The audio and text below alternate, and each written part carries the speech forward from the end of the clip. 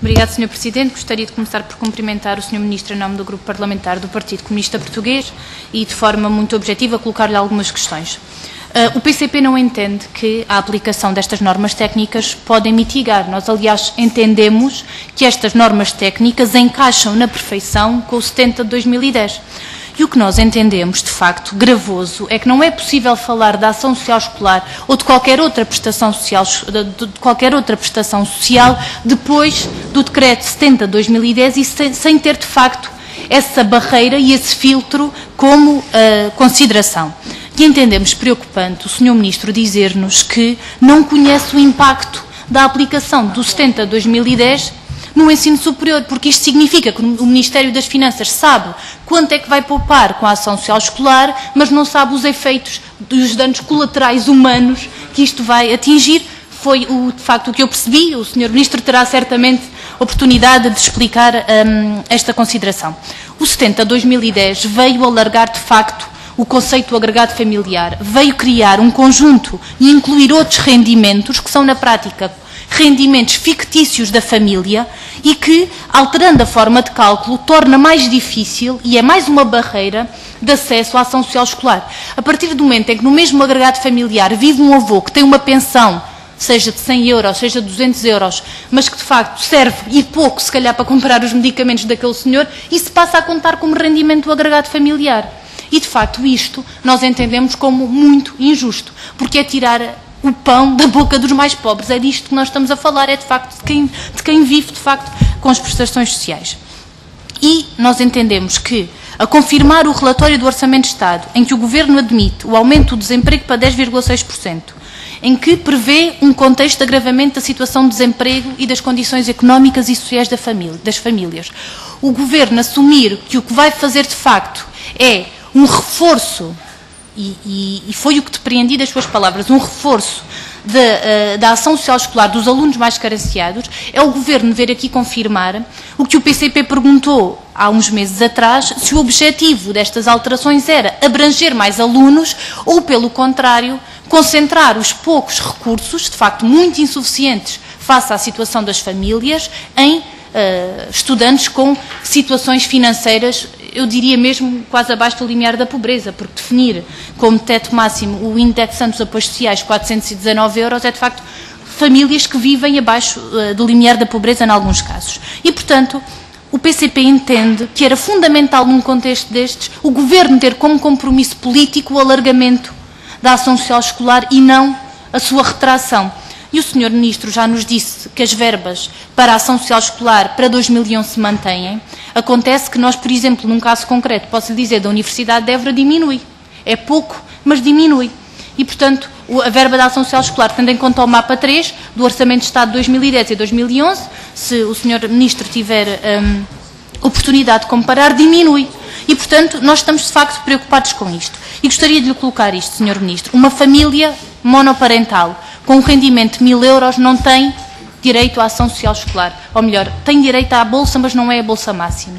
Nós estamos a falar num contexto em que o Governo e o Estado se desresponsabiliza de um papel fundamental, que é garantir o acesso a níveis superiores de ensino, em que são as famílias que têm que, de facto, arcar com essas despesas, mas que o Governo não alarga o apoio à ação social escolar. E nós entendemos que, de facto, falta muito para cumprir a Constituição, nomeadamente nesta matéria.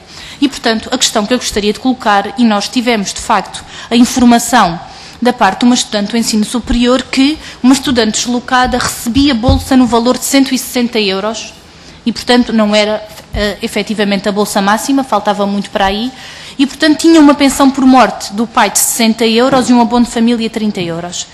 A mãe tem um rendimento líquido de 600 euros e, portanto, esta estudante recebe 160 euros. Isto, de facto, nós entendemos que fica muito aquém das necessidades objetivas de sobrevivência desta aluna. E, portanto, isto é um exemplo concreto de como é que os níveis de financiamento da ação social escolar são muito reduzidos e que, num contexto da aplicação do 70 de 2010, ainda vão ser mais escassos.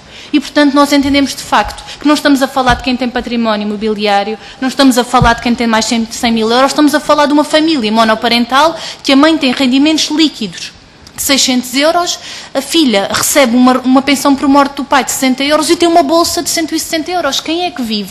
Só para pagar. Esta estudante nem tinha direito à residência. Se tivesse residência, pagava 100 euros de residência. Para almoçar, o preço, o prato social é 2,40 euros. E, portanto, fora os custos de deslocação, manuais escolares, outro material, de facto, fica muito aquém das necessidades de um estudante. E, portanto, era, de facto, também estas questões que lhe gostaríamos de colocar. Sr. Ministro, gostaria, mais uma vez, de afirmar que é entendimento do PCP... gostaria, mais uma vez, de afirmar que é entendimento do PCP que, num momento tão difícil para os portugueses, sobretudo para os trabalhadores portugueses, em que as famílias têm que pagar mais com a educação, entendemos que é imperativo ter como objetivo e alargar os apoios da ação social escolar. É obviamente que nós entendemos que deve ser transparente e deve ser justa a utilização dos recursos públicos, mas também entendemos que quem tem menos condições económicas e financeiras deve ter mais apoio, nomeadamente com este tipo de despesas. E, portanto, nós não entendemos que o sistema de escalões que existia antes dava resposta às necessidades, mas também não estamos contentes com o sistema de linearidade, porque por si só não aumenta o número de estudantes apoiados. A mudança de um sistema de escalões para uma forma linear não aumenta nem o volume das bolsas, nem o número de alunos abrangidos, porque de facto existe um decreto 70/2010 que determina tudo o resto. E, portanto, compreendendo as alterações, compreendendo alguns aspectos no que diz respeito ao ciclo de estudos, que entendemos positivo, não podemos estar de acordo, porque continua a não dar resposta às necessidades objetivas das famílias. E, portanto, continuamos a entender que continua a ser uma lei injusta para os estudantes.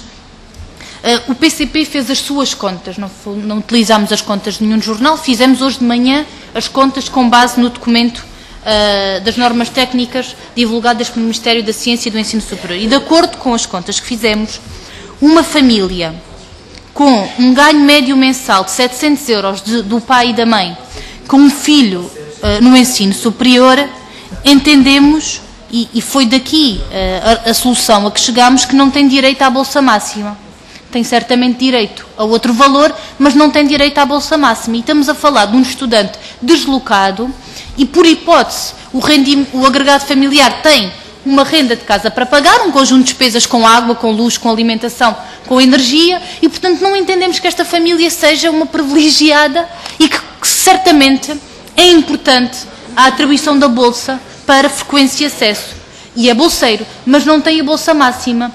E entendemos que o valor que recebe de bolsa é muito insuficiente face às despesas que tem, porque hoje em dia o tipo de apoio que o Estado garante não corresponde às necessidades objetivas e, portanto, entendemos de facto que é muito insuficiente. Uma última questão muito rápida sobre a ação social indireta. Gostaria de saber se o Sr. Ministro confirma a informação de alguns serviços sociais de que existem bolseiros em lista de espera para residências, porque o número de residências e o número de camas disponíveis não abrange o universo de alunos bolseiros deslocados e, portanto, continua a ser, e deve ser, no entender do PCP, um imperativo o reforço das verbas para investimento neste tipo de equipamentos.